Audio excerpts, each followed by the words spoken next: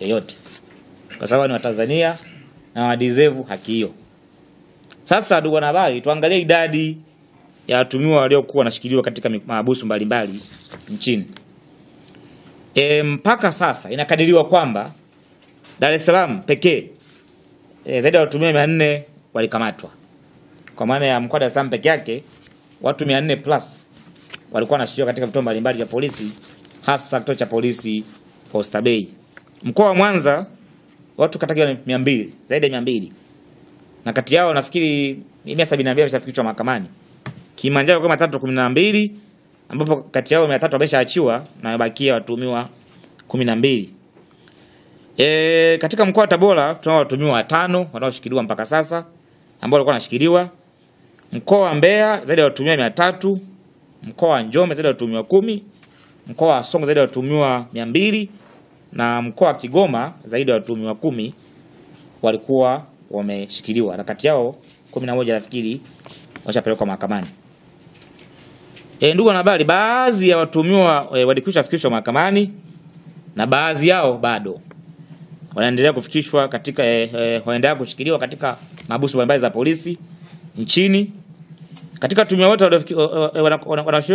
wapo walikwenda kabla ya uchaguzi mkuu. Kwa kwenye makundi ya watuhumiwa hapa, makundi ya aina 3. Kundi la kwanza kuna ambao walishikiliwa kabla ya 29, kwa maana tarehe 1, 2 mpaka tarehe 28.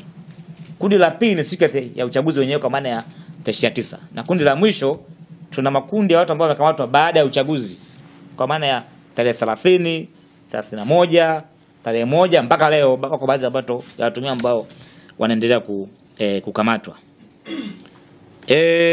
Ndugu zangu, ni kwamba mpaka sasa baadhi yao tuwatembelea katika vituo mbalimbali vya polisi na tumeshuhudia mamia ya vijana wakiwa wamejazana katika vituo hivyo.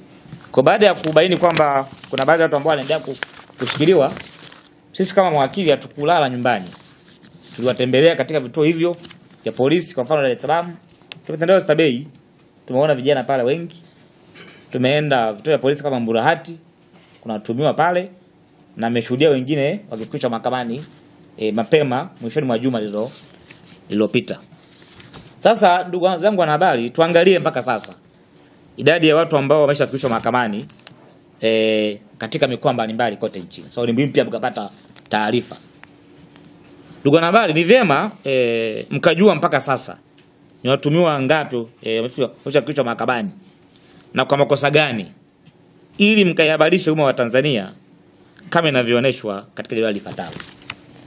Dar es Salaam tunawatumia mpaka sasa hizi 240 ambao wote tuma zao ni uhaini.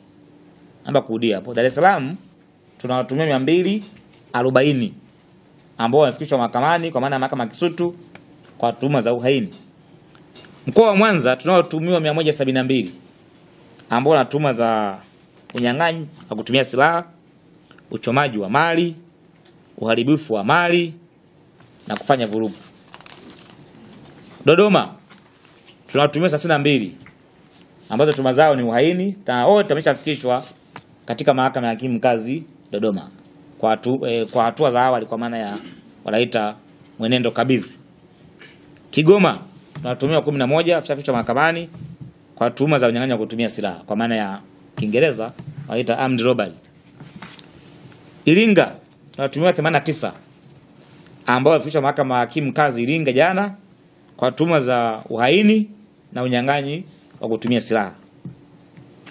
Njombe tunatumiwa 9 ambao wamefikishwa mahakamani Ijumaa iliyopita kwa tuhuma za uhaini. Arusha bado hatujadhibitisha rasmi, lakini tunatakibani sio taarifa rasmi, kwa mnaweza mkaamua kukoti au mkatumia lugha ya jumla, zaidi ya watu 60 huenda wakafikishwa mahakamani na baadhi wameshafikishwa kwa tuhuma za uhaini, lakini bado hajapata hati ya mashtaka. Kwa tukipata hati ya mashtaka tutawabrief. Tabora tunawatumiwa 5 ambao bado wanaendelea kushikiliwa polisi, lakini nao nimesikia kwamba watafikishwa mahakamani muda wote kuanzia sasa. Tutapata taarifa rasmi na mamlaka za Tabora. Bunda kwa maana ya mkoa wa Mara tunatumiwa 29 ambao hawa wanatumiwa na tuhuma za uhaini. Tarime watumiwa 9 tuhuma za uhaini, na mkoa wa Iringa kwa maana ya Mafinga watuhumiwa 45 nao kwa tuhuma za uhaini.